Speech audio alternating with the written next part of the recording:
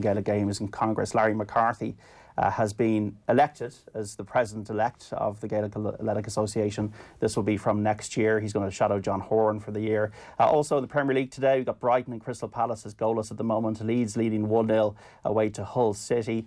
So a lot of things going on in Congress, a lot of things with the coronavirus as well. One of the big issues here in sport at the moment worldwide. Alarm showing how integral sport is in our lives. What would we do without sport? Have we seen anything like this before?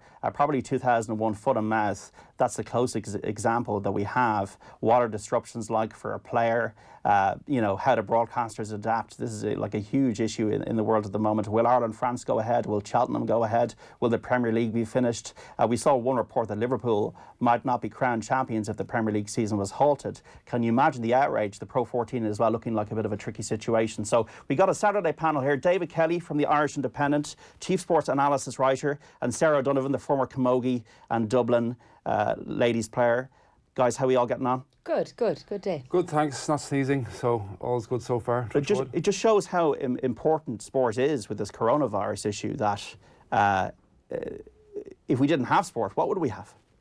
Yeah, it just, a couple of general thoughts struck me as I got the bus in with a collection of hopefully fit and well people, that it's very humbling, you know what I mean, that sport is this entertainment and pastime we have, and you kind of forget in the throes of passion or despair, both of which I endured, mostly the latter last night in Talca Park watching St. Pat's, that life goes on outside it and everyone else has a life and everyone else has despair and real tragedy in their own lives. So yeah, it's kind of, and also as well the you know, with the cancellation of Ireland and Italy, which we'll probably talk about later, the fact that we're best off listening to our doctors, our experts about things, and not listening to politicians or sports administrators, or especially people on Twitter or on Facebook who have been talking to the next door neighbour about their next door neighbour. I think doctors, they've qualified well to do their job, so I think we should listen to them. And quietly in the background,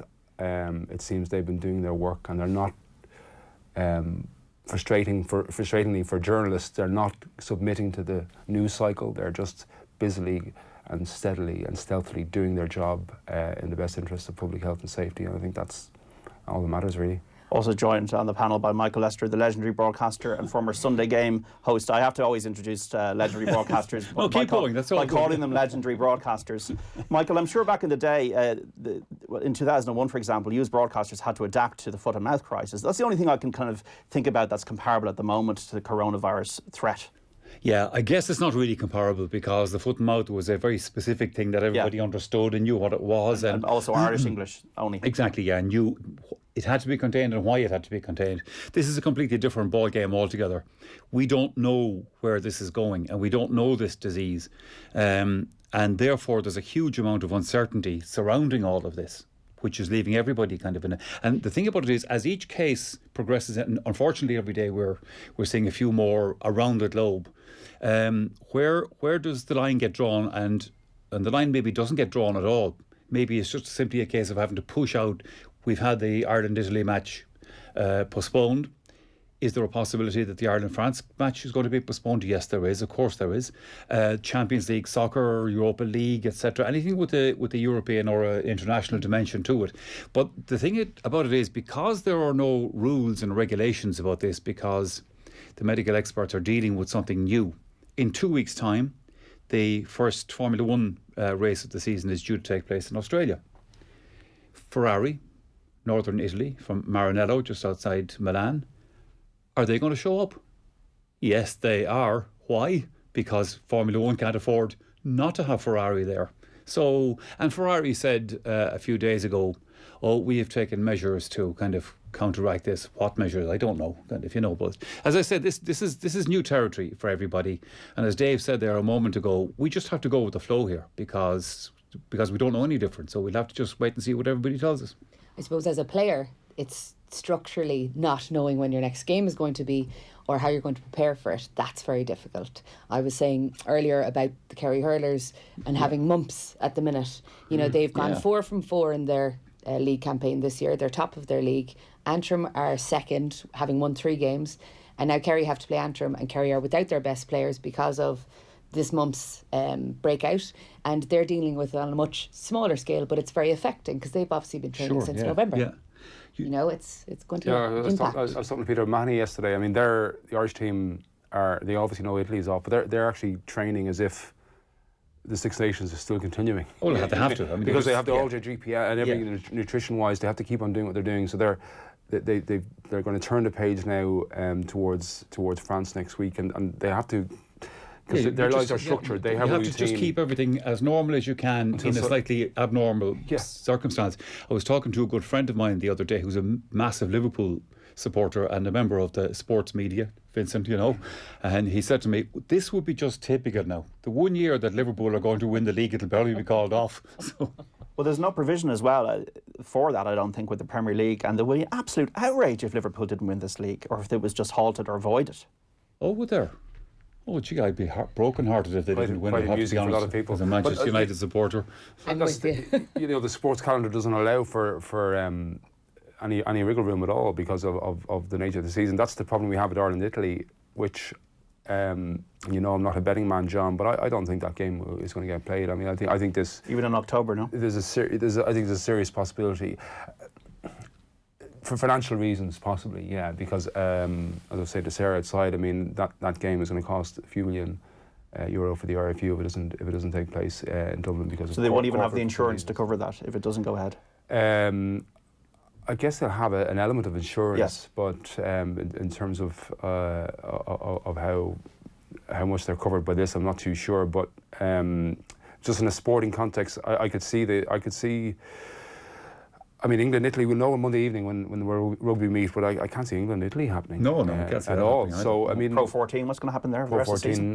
Munster play Benetton twice, and Peter, again, told me yesterday he mightn't have a game for 6 weeks now, because, I mean, the hope would be that the players might go back to their clubs, but, I mean, Benetton played twice against Munster in March. That'll be gone as well. Sure. And that season will be uncompleted. But I suppose we have to also accept, and I think you were mentioning it earlier on yourself, that sport is disrupted and other things are going to be disrupted, and that's unfortunate. And the Ireland-Italy match is going to cost a lot of people in this town an awful lot of money and all that kind of thing. But when you're confronted with the possibility of a pandemic, and we don't know, as I said, where this is going, then unfortunately, what can you do? You can't ignore it. You can't say, oh, this is all, somebody's making it up, or the pharmaceutical companies are scaremongering, or whatever the case is. You just have to say, okay, there is a problem here. Suck it up. Yeah. So just The kind of the unintended consequences are interesting, though. I mean, you go back to '72. Ireland had a good start to that championship, and then Wales, Scotland didn't turn up, and England did during the Troubles. That's famous, right. Yeah.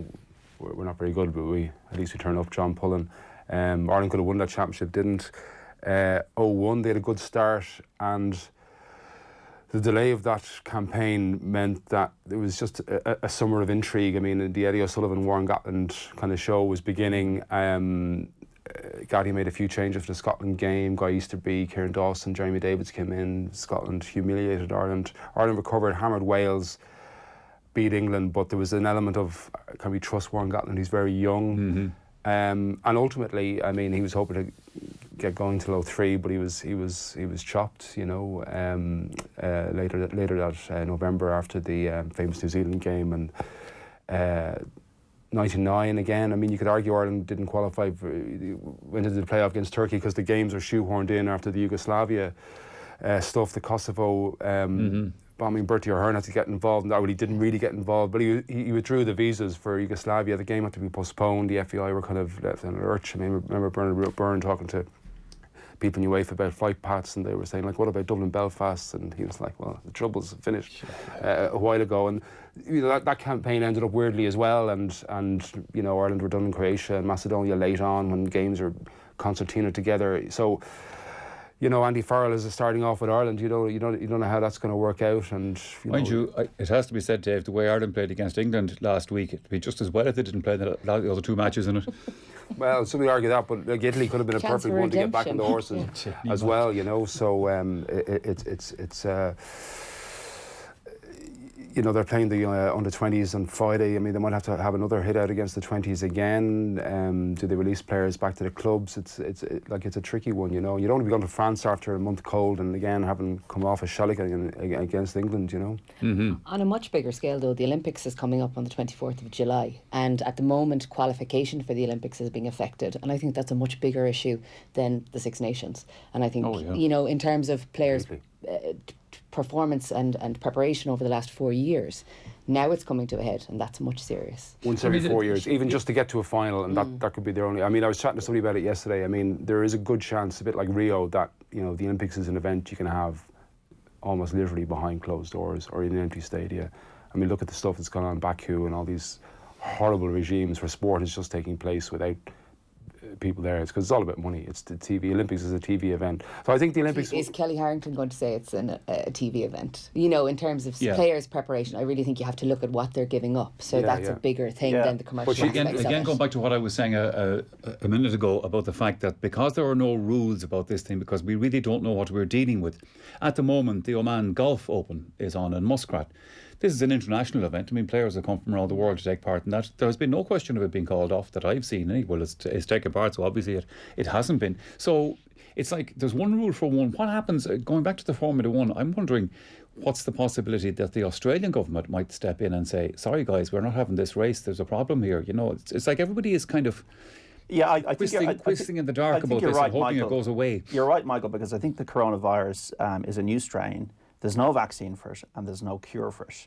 And for 80% of people, according to the current information, which is changing all the time, it's okay. You recover from it like you'd recover from a mild cold. But for 2% of people, it's fatal and it's critical. Exactly. And that's the problem. Yeah. And it doesn't respect borders. It doesn't. But the no vaccine, and it could take about a year for them to get a vaccine, and it doesn't help with Trump coming out and calling it a hoax and all that kind of stuff.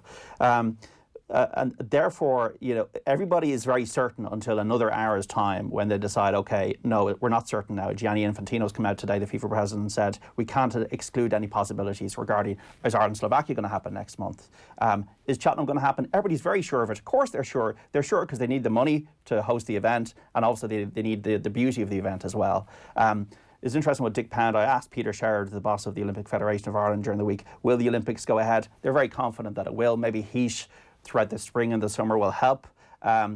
But they've got until the end of May to make a decision on the Olympics. But I can't see the Olympics. Now, you've covered many Olympics, Michael, being postponed. I can't, with the broadcast calendar, can't see it being in another city. I can't see it being moved to London. Can't see it being held in October. If it doesn't happen, it's not going to happen. Or it's not going to happen. The Prime Minister of Japan has closed the schools for a month. Yes. You know, like, is school or the Olympics more important? Clearly, education is important, and they've taken this serious step to close schools for a month. Maybe that's a commercial thing. Maybe he's looking to the summer and trying to contain the strain. But it is very serious in Japan right now. Schools are closed for a month. Switzerland's no for public gatherings over 1,000. Yeah. You know, from doing the Olympics, they wouldn't be able to, you know, just take the Olympics and like a package in a box and move it somewhere else. Oh no, not at all. Not a hope. As I said a minute ago, it's either going to happen or it's not going to happen in Japan. It's as simple as that, you know.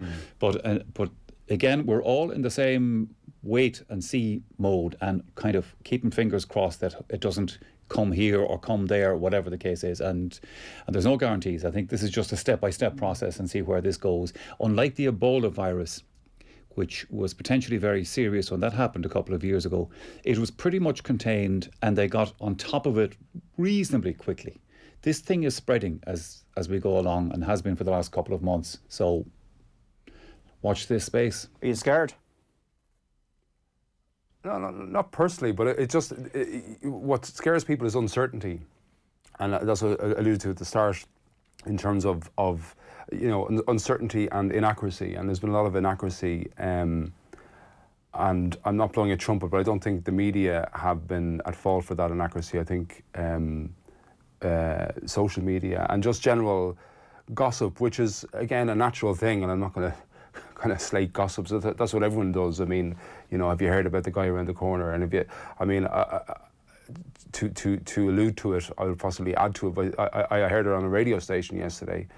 A guy saying that he was in a taxi, and the taxi driver wasn't going to work next Friday because he didn't want to be picking up Italians from the airport. So like this and then this kind of spread. So like panic is is almost worse than the virus, you know, It is, and almost as dangerous. Is you know. it- The World Health Organization themselves are in a quandary about this, because one section of the body is saying this is serious, we need to all watch out, and then the next day another section of the same World Health Organization comes out and says let's not all panic here, you know. So which is it? It is the quintessential issue for the social media age, isn't it? Oh sure, The coronavirus. Yeah, well, I mean, of course it is, and that's going to add a certain dimension to it that wouldn't have been there in the past. Although I don't think this particular problem needs to be driven by social media. I think the problem is real enough in itself to go. The only thing you were asking Dave was he scared. The only thing I'm scared about at the moment is not to start tapping the desk. Because your sound engineer outside said to me coming in, don't be tapping the desk because there are desk mics here as opposed to lapel mics and all that. And it actually... I got the lapel, Michael, sorry. You have, that's fair enough. You can tap away. But it took me back to the 70s, long before I joined RT. RT Community Radio did a visit to Chewham and presented a week-long programme from their roadcaster at the time, or whatever it was. And I got the role of presenting one of these programmes. And we had a farmer in on the programme to talk about, you know, life in the west of Ireland and life in Galway and working on the farm and all that thing. But he had a pen in his hand and he kept tapping the microphone in front of him. And the sound engineer said to me, will you tell that fella to stop tapping the microphone? It's making a desperate racket. So I leaned over to him when I got a chance and I said, stop tapping the microphone, will you? You see? I said, what? I said, stop tapping the microphone. He let out, just in the spur of the moment, a string of expletives that nearly melted the transmitter. So if anybody tells me to stop tapping, I'll say, what for? It's 2-0 to Leeds now in the Championship against Hull City. I remember in the 80s when I watched Sports Stadium, Michael, and there wasn't that much sport to cover. We get to the stage where we're so indulged and we're so spoiled with like everything under the sun that you want to watch. If you want to watch Brighton against Crystal Palace, I'm watching it here now. You want to watch the Honda Classic tonight, which I will watch later on. Horse racing today, Cheltenham in a couple of weeks' time. Six Nations. We're almost disrupted. We almost feel luxuriously disrupted as first world people. Back then, you didn't have as much to cover. No, we didn't. And in actual fact, my first presentation of Sports Stadium, we had a particular problem about covering something, because at this stage I had only been doing my first season of the Sunday Game, and they said, will you present Sports Stadium? And I said, I'm not sure if I'm, you know, the Sunday Game is one thing and you're dealing with one sport and all that kind of thing, but Sports Stadium obviously was a different, so I wasn't quite sure of myself whether I was experienced enough to host the programme. And they said, no, it's no problem because the Irish Open is on. Fred Cogley is out there, so he's presenting the golf. So all you have to do is fill in the first hour and a half. Then you hand over to Fred and everything's hunky-dory and sit back and just, you know, be there. And I said, oh, okay, right, I'll have a go at that. So anyway, I did the first hour and a half. And then I said, okay, of course, the big event this weekend, Irish Open Golf. And Fred Cogley is out there and he's, let me hand over to him. And as I'm handing over to him, I can see the monitor down in front of me under the camera. And I can see Fred putting up an umbrella and getting a hat and all the rest of it. And I hand over to him, he says, well, just as you join us here, the golf has been called off for the day with the rain. So pause for about 3 seconds, and then the director in the studio in Donnybrook said, what did he say? They said, the golf is called off. And all I can hear for the next 5 minutes is hoof prints up outside. Fellas trying to find tapes of the All-Ireland final from last year or something, anything to kind of fill in. And I'm just left sitting there, as you were in those times. There was no real backup and anything. But I took a leaf out of a story that I heard some years before that about Terry Wogan when he was a continuity announcer in RTE. And something broke down. And Terry started reading the RTE guide, as it was at the time, and all the programmes that are coming up and all the interesting programmes.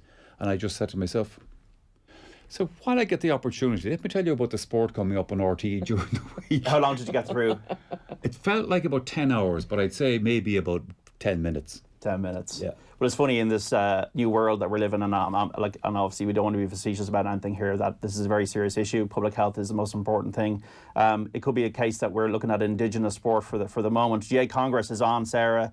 Have you been interested in any of these motions as a player? Is it something that energises you, or are you kind of put half to sleep by the whole thing? No, I was very energised by the black card debate in hurling. As a forward, sick to my teeth of a fullback pulling me down and a ref deciding that the fullback's allowed to be physical. So I was on the fence about whether I wanted a black card or not wanting a black card. It doesn't happen though.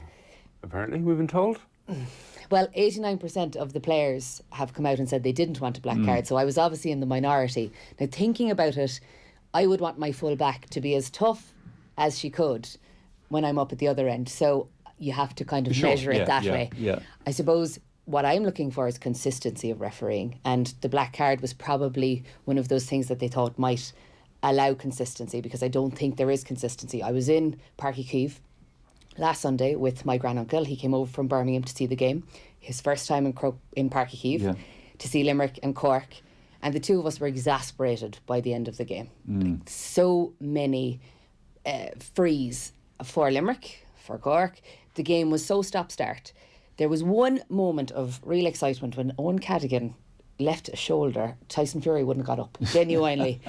And it was that high contact piece that had the crowd interested. And I suppose what I wanted to know was Sean Cleere trying to referee the game to the letter of the law, or did he want to let the game go?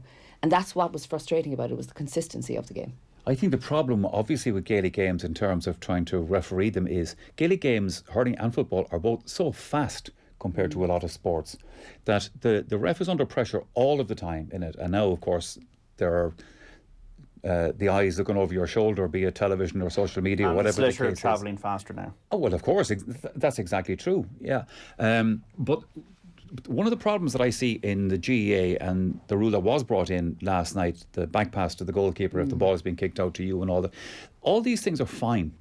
But how many rules do you have to make up to try and get a balance in the whole thing? You know what I mean? And is there a bigger argument for saying, particularly in hurling, should you have two referees or two officials on the field, as opposed to add another heap of rules and hand them to the referee and try and cope with that, which seems to be the way that all this has been going. There are so many rules, and if you speak to referees, there are probably, for every rule, there are 3 different interpretations of that same rule in terms of, seriousness of how you apply it. So the layers of it are astonishing. But the hurling debate was kind of amusing because hurling people are a special kind of privileged species. I'm a hurling person, Dave.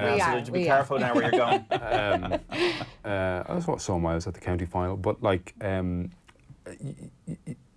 why not bring in the black cards to see what happens? If there's no cynicism, you don't need the black card. I mean, the irony of the motion being introduced in the first place was that the fine hurling people, Pat Daly et al., who were on the committee, looking at the games and the kind of the petri dish of games they looked at, it was actually the issue you talk about, the inconsistency of the cynical fouls that they surveyed. It was actually the varied measures of punishments. There was only 1 red card, there were 3 yellows, and then the vast majority were frees, and a couple were unpunished. So actually it was actually very inconsistency is the key to it. Well, I feel like some players are allowed to have a reputation to be hard, and other players don't necessarily get that same leeway. So Padraig Barr is a dominant force, and his physicality is kind of, I suppose, accepted by referees. Yeah, and it is separated. Yeah, so it's playing on the edge and hurling celebrated. Is it seen as part of the warrior spirit of the game? The Tommy Walsh angle would be. I don't think anybody wants to see the physicality taken out of Gaelic games, or for that matter, out of any sport.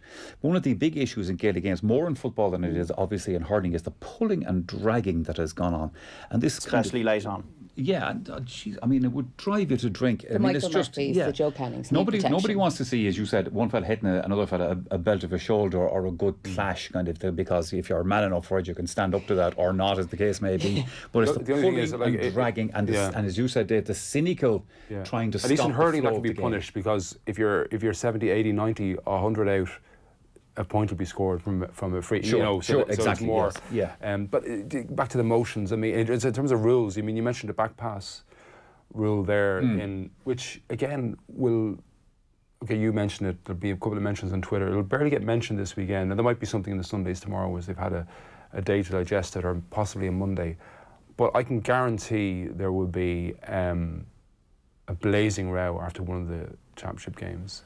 And the managers, this is the bit about Congress that really gets me, and you've covered them, and thankfully I've never covered one. It's one of those great events I've never had to cover, like a Six Nations launch. I've never had to cover one gleefully, but we don't know whether the delegates, because there's no transparency, we don't know who voted for what. We don't know if the delegates' votes will have passed through in terms of Congress, i.e. will there be consistency, and we don't know if there's any discussion with the county management and managers, because the managers will give out about the rules that their own delegates, the people who appointed them as managers, will have voted through a rule that they don't agree with. We've seen it with lots of other different rules over the years, that there is no connection between the actual, what the delegates are voting for. Unfortunately that happens, but that's human nature, I suppose. You disagree with something, so you're not going to carry the agenda forward, even though you're actually mandated to do that, you know. 53106. Do you have a view on the motions at Congress? Larry McCarthy, elected President-elect, will speak about that after 2 o'clock. Also, the Irish rugby captaincy. Should Johnny Sexton be the captain? What is your view of the whole fallout of the England game? At the moment in the Premier League, still goalless between Brighton and Crystal Palace, and in the Championship, Leeds are a good score for them, 2-0 up away to Hull. This is Off the Ball Saturday on News Talk. Back after this. The Saturday panel on Off the Ball. Eamon, thanks for coming in. Look, this is never easy, but we're letting you go. There were reports you left the bathroom light on, your desk light on over lunch, and you stayed late every day last week. That's way too much electricity. Don't go overboard to bring down your business's energy bills. Talk to Energia today about our energy efficiency upgrades and fully funded lighting solutions. Our range of grants and finance options could mean big savings for your business. Go to energia.ie/business to find out more. Energia, the power behind your savings. Terms and conditions apply. Of course, change is unnerving. It's been long hardwired in our DNA to avoid the unknown. Familiarity meant safety. Yet now we know it's the ability to adapt that brings success. At PwC, we think beyond the conventional. We find opportunity in uncertainty for businesses who want partners to empower transformation, to imagine beyond what is and invent what can be. PwC. Think beyond. Loaded with safety systems, comfort and powered by fuel-efficient engines, the versatile Opel Combo Cargo is Continental Tire's Irish Van of the Year for 2020. With the 1,000 kg payload and room for up to 2 Euro pallets, make the Opel Combo Cargo your new van for 2020. Choose from up to €3,000 scrappage allowance or 5-year warranty or one of our flexible payment options. Test drive the award-winning Opel Combo Cargo today at your local Opel dealer. Opel Commercial Vehicles, German tools that drive your business. Terms and conditions apply. Panadol presents Homegrown Heroes. Meet Eileen Power, a volunteer with the Finnisk River Riders. Finnisk River Riders are a special needs riding club. We started small and now we train and compete in Special Olympics competitions. The active ingredients in Panadol Extra Soluble relieve 5 types of tough pain to help you meet pain with strength and keep doing what matters most. Panadol Extra 500mg, 65mg soluble effervescent tablets contains paracetamol. Always read the label leaflet. It's nearly Cheltenham time. So, here's a tip for a guaranteed win. If you're heading over, there's one thing you'll definitely need: sterling. So get your sterling at your local post office and pay 0% commission. Plus, there's no need to pre-order your cash. Unpost Money Foreign Currency. Your travel money sorted. Unpost Money for your world. Terms and conditions apply. Unpost is authorised by the Minister for Finance to provide payment services and is regulated by the Central Bank of Ireland in the provision of such services. The secret to a great night's sleep takes only one endeavour. A visit to the Sleepwell event at Easy Living Interiors for our biggest savings ever. Luxury bedroom furniture and mattresses all reduced. And once you lie on our velvet bed frames, you're bound to be seduced. Get 2 free memory foam pillows worth €100 when you purchase a bed frame and mattress together. Limited time only. T's and C's apply. The Sleepwell event at Easy Living Interiors. Cork, Waterford, Navan, Naas, Sandyford, Drogheda and Wexford. Sale now on. Are you a fully qualified motor mechanic with FETAC Level 6 or equivalent? Are you looking for a secure, permanent, pensionable contract that offers a competitive salary and a performance-based incentive scheme? If that's a yes, the National Car Testing Service are currently recruiting for a number of HGV and LGV vehicle inspector positions nationwide. For more information, log on to ncts.ie or email careers@ncts.ie. The NCT, for safer, cleaner motoring. The Big Save from Lidl brings you loads of super savings in store, and we've got great recipes waiting for you online too. Warm up your evenings with our 20-minute recipe for sticky beef stir fry with ginger and soy, made with our lean and succulent ready-to-wok beef. only $2.49. Delightfully sizzled in Frylight 1 Cal Spray. Was $2.89, only $1.99 from Thursday. And don't forget, we check out our competitors' prices weekly. So when you check out, you always get better value. The big save from Lidl. More for you. On 106 to 108 FM, on newstalk.com, on smart speaker, and on the Newstalk app. This is Newstalk. It's 2 o'clock. Good afternoon. I'm Adrian Harmon. More than 15,000 homes and businesses are without power as Storm Jorge batters the country. Counties Clare and Galway are covered by a status red wind warning until 3 p.m. Status orange wind warnings are also in place for the rest of the country, the last of which expires in the early hours of tomorrow morning.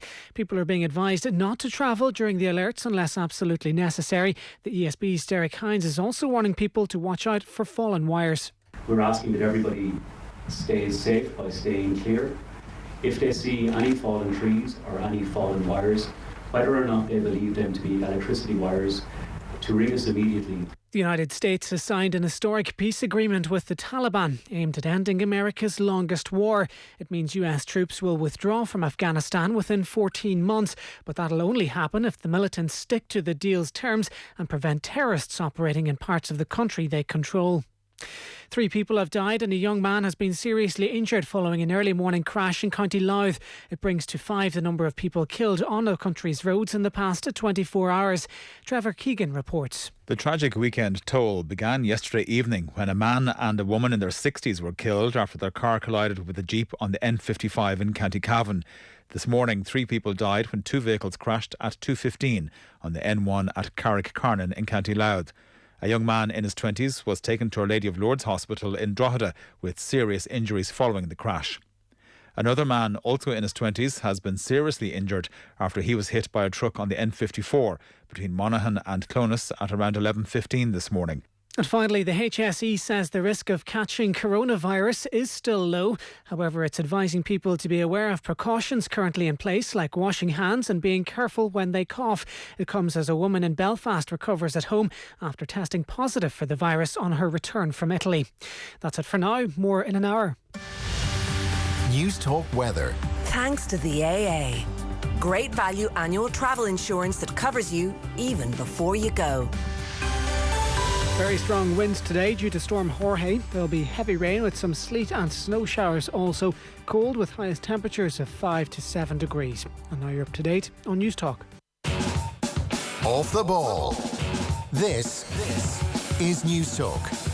And this is Off the Ball Saturday on Newstalk with John Duggan. Until 5 o'clock, you can text us on 53106. We're also streaming live as well. You can also get in touch with us on the Off the Ball social channels, on Twitter at Off the Ball, on YouTube, on Facebook. You can also listen on the Go Loud app. Part 2 of the Saturday panel. Today we have in studio Michael Lyster, the legendary broadcaster and former host of the Sunday Game, Sarah O'Donovan, the former Cork and Dublin camogie player, and David Kelly, the chief sports analyst as writer for the Irish Independent. Text on 53106 here. I know the match is cancelled, but that's still going to be 5,000 Italians coming to Ireland. They're going to pack the bars in Temple Bar. That's very worrying, from Adrian in Dublin.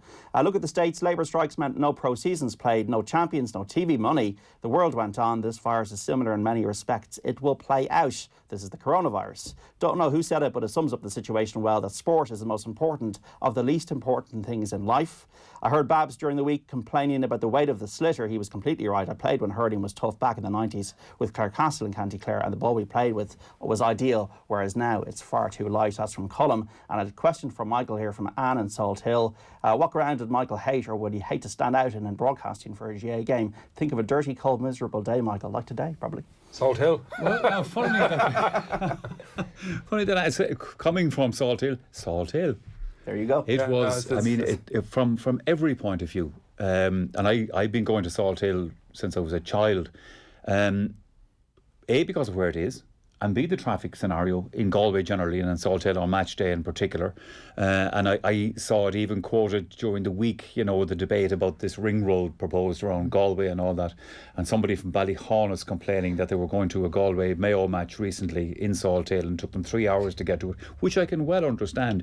But the thing that I did down through the years presenting the Sunday Game was to forensically look at rat runs in various places around the country, and I could confidently say that I could get out of Thurles or Limerick or various places And I would study the rat runs. If I happened to be down at another stage, like during the week or a couple of weeks before, I would make it my business to look at what's the handiest way out of here. And the funny thing about it is, in the last couple of years, despite Google Maps, most people didn't cop on to any of these runs. And your other career would have come in handy as well?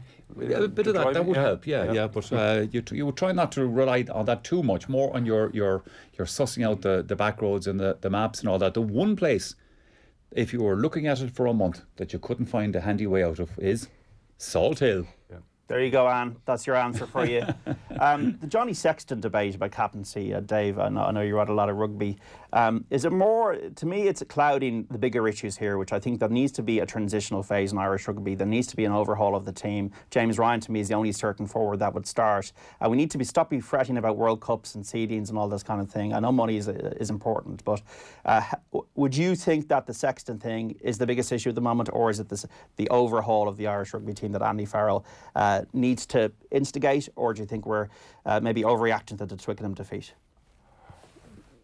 I'd start off by, maybe adopt our approach that we're adopting to the coronavirus. I mean, stop fretting. I'm just, maybe it's advancing age and a more relaxed kind of attitude to life in general. But I find that that's the very lurch, philosophical, Dave, at this hour of the Saturday evening. I find the lurch from, delight to despair amongst the great Irish sporting public, whoever they might be, and they tend to kind of, just delve in and out of whatever's popular, and then the great Irish rugby public, whoever they are.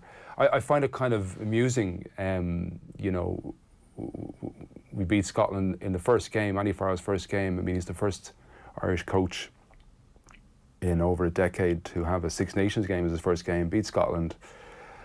And okay, what was a poor game, but they won, and nobody was very impressed, and it was terrible, and it was went through with a fine-tooth comb by dozens of former Irish players who are more qualified to talk about these things than I am, and then we destroy Wales, the Grand Slam champions, and that seemed to satisfy a few people, and everything was fine and hunky-dory again, and the mood lifted. And then we go to Twickenham, where I think only 14 Irish teams have won in history, and are delivered a tonking put in our backsides, and it's despair again.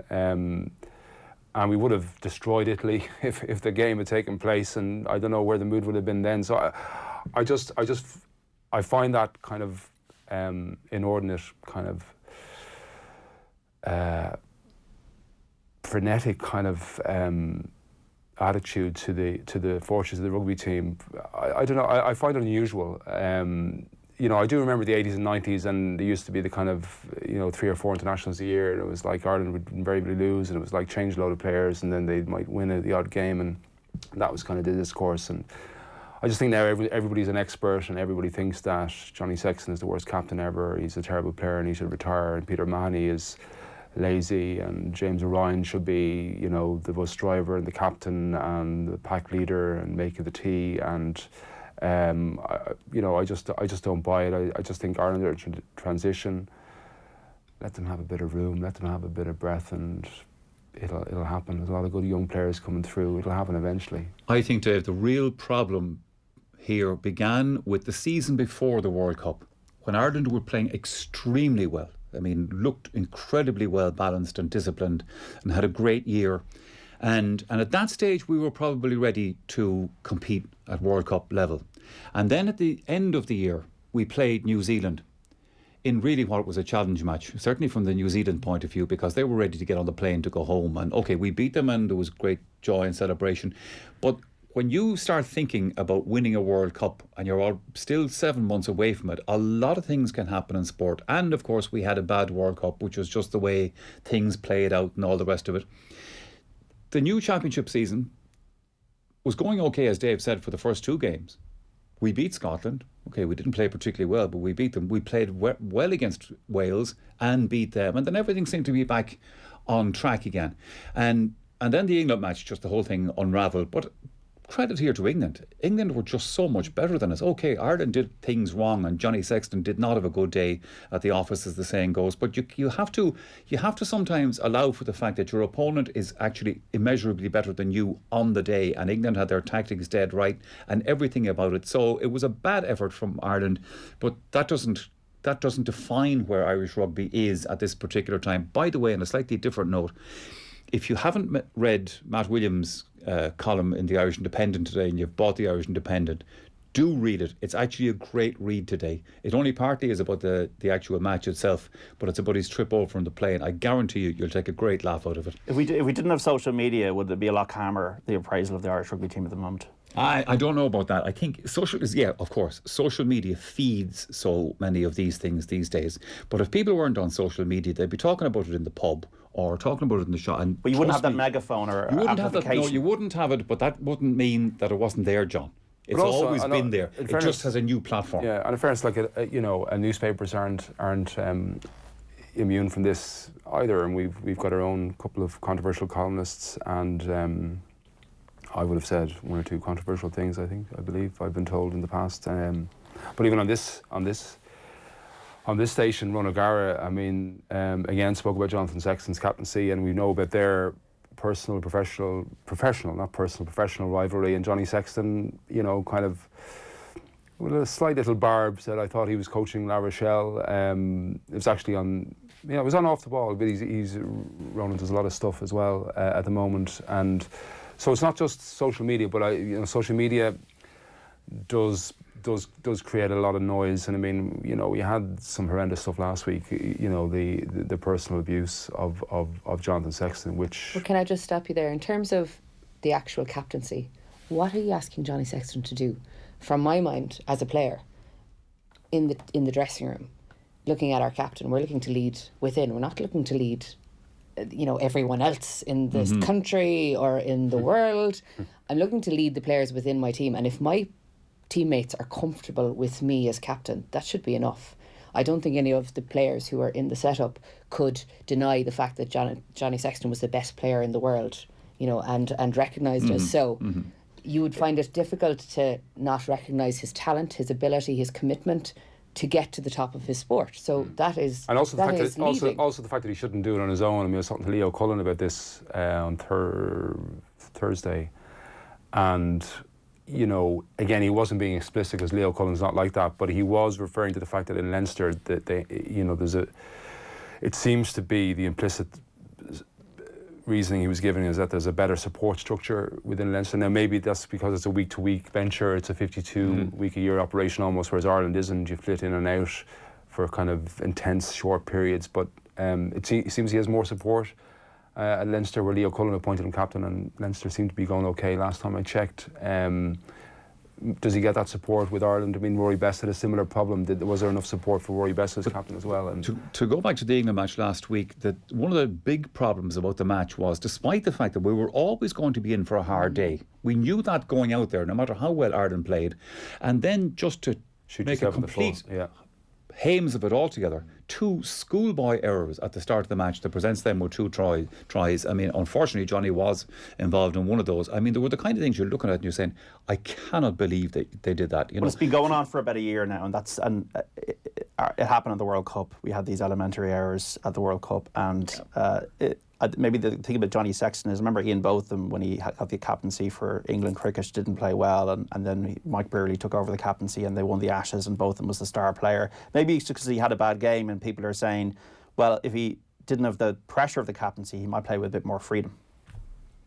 I don't buy that. Cricket is a whole different ball game. It's not cricket. I wouldn't borrow that analogy at all. I think he's such a unique player and such a wonderful player that if he has a bad day, he had a stinker. And he did have a stinker. I don't think Johnny Sexton's going out onto the field once he crosses the line going, right, I'm the captain of this group. I think he's looking for a performance. He didn't get a performance. As a result, it reflects on his captaincy. But that it wasn't that he went out to be a bad captain. He went out to be a performer and to perform well. That didn't happen. I don't think it should reflect. He was probably a on good your captain and a bad player on that day, actually. His second half wasn't too bad either, with the game was gone. But yeah, I don't see the link between the two, captaincy and you probably know better as a player, and if you captain, I 3 or 4 times, and it's the days when you're not having a good game, but you're keeping everyone else in the game that are most important to your team. And some days you can have an absolute stinker, but it's the support that you provide to your teammates that probably gets you over the line. I remember Joe Brawley telling me a story a few years ago, in the days when players, when his playing days, could go and play in New York for whatever county was hiring them and all that kind of thing, and he went over to play in a championship match. And the captain, before they went out in the field, gathered the lads together, and he says, "Now lads," he says, "come on, you look at the team that we have here in this dressing room, right? And you look at that team that they have out there. So lads, we'll go out and we'll take our beating and we'll go and have a couple of pints." 53106 for your text. Johnny Sexton is not the best choice for captain, I believe, but the bigger problem is his age. He's 35. Well, he's not exactly 34. He's 35 in July, and he's still considered the main man. We need to have more belief in players like Ross Byrne. That's from Andrew in Stillorgan. John, if Sexton didn't play the last day and we lost in the same manner, we'd all be saying, "Oh well, if we had Johnny, he would have changed things." Irish rugby fans are as bad as English soccer fans. That's from Cahill in Claremorris. You were speaking about New York there just a moment ago, Michael. Larry McCarthy, New York, the new president of the GAA, and Bishopstown. And Bishopstown, Cork, that's right. Originally won it all Ireland. We're going to claim him again. Pullman College in 1978. It was a close-run thing. His kind of background is in marketing and academia in America. He'd be moving back to Ireland for the 3 years. Do GA presidents make an impact, make a difference? Yeah, I think they do. It's a kind of a fluent role in the sense that when I say there's no clear definition of it, I don't mean that in the wrong sense, but he has a lot more wiggle room in terms of what he can influence within the GAA, unlike, for example, the President of Ireland, Michael D. Higgins, which is very strict, what he can do, what he can't do, politically, and etc. and so forth, and he has to stick very, very rigidly to the brief. The GAA President has a little bit more than that available to him, so it depends, I think, really on the individual as opposed to the actual role itself. For instance, when Peter Quinn was there, Peter Quinn worked very much from his business background in the redevelopment of Croke Park with Pádraig Duffy at that stage, and Pádraig was the real driver of it. But Quinn was very important through that period of time as well in it. Others have been similar in their roles, as Sean Kelly, for example, had a very political outlook to the role as well, and worked very hard. Of Croke Park. And and getting grants from the government and getting a lot of support from Bertie Ahern at the time and doing that. Sean McCaig with discipline as well. Exactly, yeah. Joe McDonagh, I remember the late great Joe McDonagh in his time had a slightly different approach to it, in the sense that he was much more conscious of the PR element to the role and so on, and that's also a very important part of it.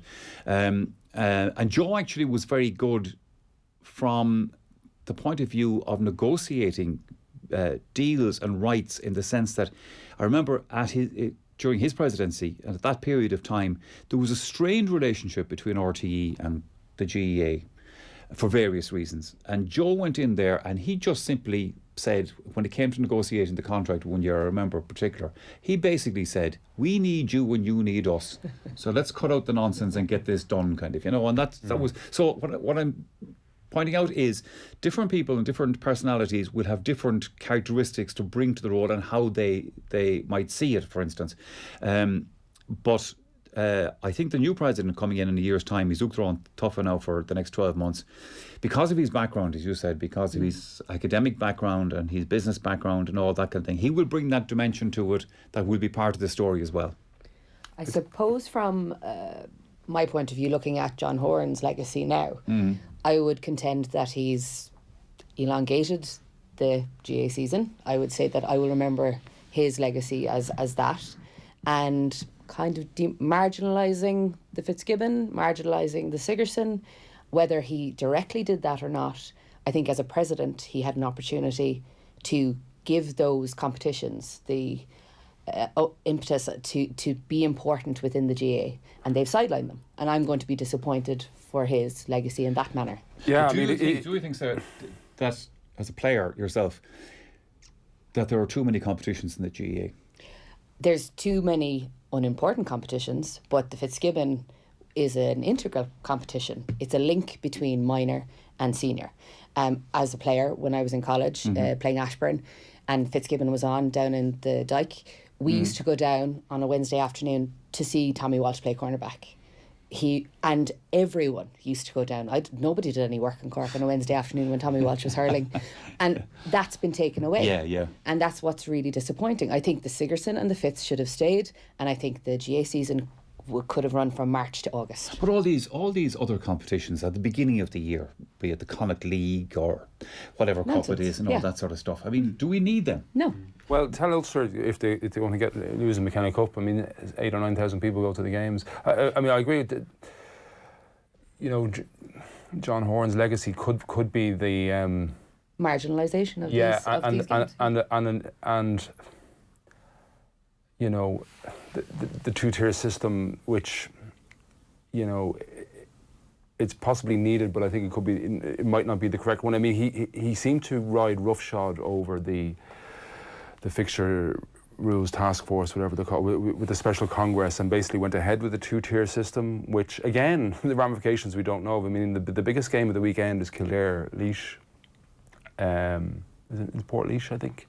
Yes. Tomorrow, which could down the road see Kildare in the second tier of a championship, which is quite astonishing. And again, it's early in the year to be having that. Exactly. But all these league games have ramifications for the tier system. The way Kildare are playing at the moment, that's a they're heading that way. But I mean, yeah. Again, we don't know all this, and this was kind of again created roughshod, and it's something Fitzgibbon Sigerson, which in college I grew up on. You know, I cut my journalism teeth on, you know, with the wet copy and the pen, trying to get the subs and everything, and watching all these great players in the I won't say what decade it was, but I won't guess. It's going to impact on the post-primary competitions as well, you know, and these great competitions and these great schools. So, what actually one of my friends was saying yesterday, Jamie Wall is obviously involved with Mary I, and he was saying, you know, the removal of the C and D competitions at post-primary level in favour of making room for A and B competitions. He said you're flogging the same guys who are playing minor and under 21 and senior club. The onus should have been on keeping the C and D competitions for the players in the schools that are on the periphery, and you're trying to encourage them to play GAA. Leave the A and B, but actually promote C and D competitions. Yeah, and John's great hobby horse, the provincial championships. I mean, if in this... You flip them, you hold the provincial championships in March and April, you have a brilliant provincial championship, Sligo might win Connacht, that's fantastic, and everything, all of that. And then you have a league structure in the summer, June, July and August, every single week, have a massive competition like that. You have a tier 2 element to that, or like you've got 4 tiers, you've got 4 competitions, you've got 4 trophies. But I think, John, over the last couple of years, the way the football championship has been going has been to gradually, this is my take on it anyway, is to gradually phase out the provincial championships and replace them with a Champions League type of flip the structure. Flip the structure, and then you keep the tradition. But the problem in phasing them out is because the 4 provincial councils are autonomous in terms of fixtures and their revenue and all the rest of it, you just can't draw a line through it and say, we're stopping that particular format, here's a new format. So what they're doing is the more laboured thing of just gradually. I mean, I tell you, when you look back over the last couple of years at various championships, and I'm talking more in football than hurling, which is a slightly different structure, obviously, but you would have to remind yourself who actually won the provincial title at times in places. Whereas back in the day, well, because it was no back door. They went straight no back to door. the semi-finals. No back you know door. what I mean? It was you're out, and that's the problem. Whereas like now it's become so. Remember Tipperary beating Clare in 2001 by a point, and then they went on to win the All Ireland, and Clare didn't get a second chance. 5-3-1-0-6, folks. We had a stinker against England. That happens. England got 24 points against us. We gifted them 19 of the points, and counting the penalty and conversion Sexton would normally knock over in his sleep. Actually, doesn't say much for our opponents, as they could only score 5 points unassisted. That's from Noel. England should have got the bonus point. I believe the Irish rugby players get a pass from most of them mainstream media since the 2018 season. People have been analysing them through the lens of that Grand Slam winning campaign and the victory against the All Blacks. Well, they should have. Why wouldn't they? The losses to England by 3, Wales and Japan. That's from Colm Hyde on Twitter. Sarah, completely right in what she's saying about the college game. A bit disappointed that Jarlath Burns didn't get picked for president. He would have looked to tackle. That's from Shawnee and Mallow. And could you ask Michael, would Brawley or Spillane give Sexton a harder time than rugby pundits do, as rugby players never get criticism like GAA and soccer players? That's from Connor. Well, I think Ronan O'Gara does criticise. He does. I think Brawley and Spillane would give everybody criticism, including the Pope and anybody else. So I wouldn't. Johnny is at least spared that when he has to listen to some of the. I was once excluded from a press conference for the IRFU for criticising rugby players. So I've never ever believed that rugby players get a softer time than soccer or GAA players. I think it's a complete fallacy. You had a point to make about the funding for women's sport. This is after the Mayo, Tim O'Leary giving money for the camogie players in Mayo. Well, it was the ladies footballers in Mayo. There's camogie players few and far between in Mayo, but I just thought a positive from what is definitely a negative story in terms of the breakdown in relationship between Tim O'Leary's foundation and Mayo. The Mayo ladies footballers have gotten a bounce, and they've gotten some of the monies that he was going to dedicate to the men for their season. And I suppose I'm delighted that they got the money, but I'd like him to consider them more often, not in lieu of not giving it to the men. But certainly it's a positive. The Champions League during the week, I was heartened by a few things. VAR being sensibly applied was one of them. Bayern Munich's beauty in the second half, and Manchester City, I actually felt a bit of fight for Manchester City. I actually for once embraced an underdog in the situation. I thought they played brilliantly in Madrid. Did you get the same kind of joy that I was getting? Probably because I had to stay up and talk about it at the News Talk Breakfast next day. Are you buzzed about the Champions League? Sarah and I would get no joy out of Manchester City winning anything as Manchester United supporters. So it's not fair enough. Out and out. Let's talk about Thursday, the Europa League, when Manchester United. Odion Ighalo. He's your saviour now. No, God bless the lad. He fell over the ball, and I was delighted for him that he got the goal. But I would have scored it myself if you'll pardon me putting it as bluntly as that. But look, United played well. They won 5-0. When you're playing against weaker opposition, and Bruges were weaker because they're weaker, and B, because a couple of their top players, including Dennis, their centre forward, was missing for the game, so they were in trouble before the kick-off. But when you play a weaker opposition like that, all you can do is go and beat them well, which is what Manchester United did. United's problem at the moment, I know you asked us about Manchester City, but notice how we've deflected this all of a sudden. Yes. But United's problem, obviously, at the moment is this inconsistency in their performances. They're playing the Austrian side in the next round. They could conceivably beat them, even though they are actually worse than Bruges, or not as good as Bruges, whatever way you want to put it. City, to come back to them, that was a great result the other night. But Pep Guardiola said afterwards, and he's right, this tie is not over. It is. It's dead, Michael. It's dead in the water, Michael. It's over. Oh, what's the score? It's a poor Madrid team. It is. I think they're focusing on Ramos, what's the score? In terms of what? 2-1. 2-1. Yeah, no, but that's not over. It's a different. I would expect Madrid, City to come through it, but unlike, unfortunately, our mates down in Chelsea, who I think they are in trouble. Yeah, they can claim coronavirus syndrome and just not show up. Well, they're playing Bournemouth at 3:00 this afternoon. Crystal Palace had beaten Brighton by 1-0 at the Amex. Jordan Ayew with the goal. Leeds also playing as well this afternoon. Let's see how they got on. 4-0 win for Leeds. Dave, were you as mesmerised by Alphonso Davies and Serge Gnabry and Lewandowski as I was during the week? Yeah, Munich seemed to have their mojo back. They went through a kind of couple of years there of uncertainty, and their second half especially was. And those of us who, apart from St. Pat's, have a bit of Spurs in their heart will know what Munich can do when they sadly hit the heights. By the way, Jordan Flores. What a goal. Is it going to win the Puskas Award? It should. The pace of it, absolutely insane. The technique. I just heard Andy Reid this morning saying that it was so high Andy Reid wouldn't be able to even head it himself. It was astonishing. I was at the wrong game last night. I was in Togo Park. I spent most of the time looking at the. We were figuring out where he was from. We figured he wasn't from Ballyhonus. He's a Wigan man. Yeah. Yeah, he's actually from Wigan. The Flores Glen of Wigan. Flores, the Flores of Wigan, Andy Farrell country. But it was an astonishing goal, and it did great advert, I have to say. Great advert, live TV. Pat Hooban scored another brilliant goal as well. They still lost the game. Jack Byrne, funny enough, I think Mick McCarthy left by the time he scored. A lot of talking points out of it.